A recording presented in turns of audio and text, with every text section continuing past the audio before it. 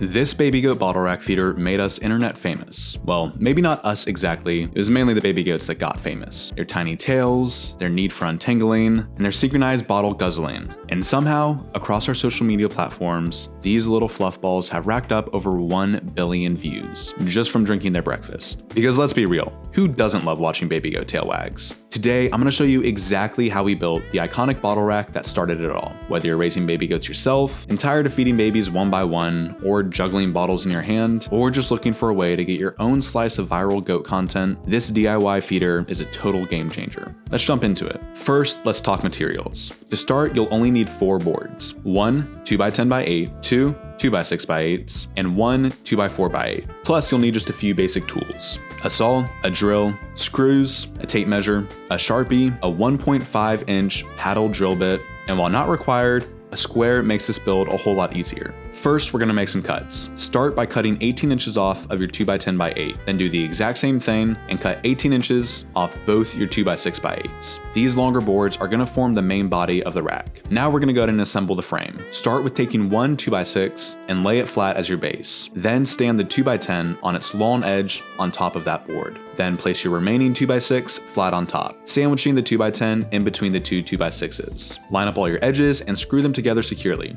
Don't be shy with the screws. The last thing you want is baby goats getting squished mid-tail wags. Flip it over and repeat the process on the other side. Now you've got the basic bottle rack frame. Now we're gonna mark where our holes will be drilled at. First, mark every 3 inches along one of the 2x6s. This will allow the feeder to hold 25 bottles. Then mark smack dab in the middle of the board, or at 2.75 inches. Now comes the part that looks fun, but let me tell you, it definitely was not. You're gonna drill holes into the 2x6 portion of your frame for the bottles. This is where you'll use that 1.5-inch paddle drill bit to cut all the holes. I was really looking forward to how organized and clean this video is gonna be. So you guys will have to bear with me just a little bit because it's not gonna be the exact vision that I had. Because this drill is a little worse for wear. This thing is going on like 5 years old and has been through the ringer. And it is literally smoking right now. So just imagine that I have all these holes beautifully drilled. And for now, we're gonna go to move on to the next part because this thing needs to cool down. Good news, we got a new drill. Now that we finally got that out of the way, we're gonna move on to adding the legs. Take your 2x4 and cut 2 24-inch sections off of it. This will be the legs. With the rack resting on a flat surface, tilt it back so that the bottle openings are angled up at about 45 degrees.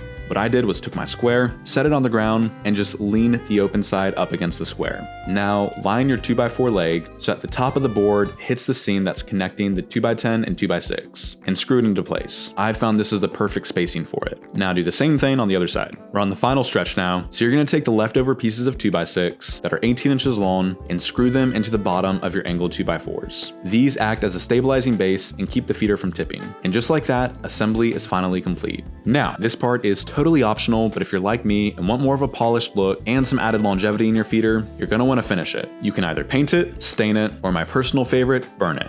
Don't worry, we're not burning it down, just a light wood burn finish. Using the torch seals the wood, gives it a rustic finished look, and I'm not gonna lie, it is very fun, because who doesn't want an excuse to responsibly play with fire? It's every kid's dream to have a flamethrower, right? Anyways, this is definitely the most fun part of the build, and visually satisfying. Now, all that is left is to throw in all the bottles, let the babies loose, and start recording those tail wags. If you decide to make this on your own, go ahead and tag us so that we can see all of your adorable baby goats too. And who knows? Maybe your goats will be the next viral stars.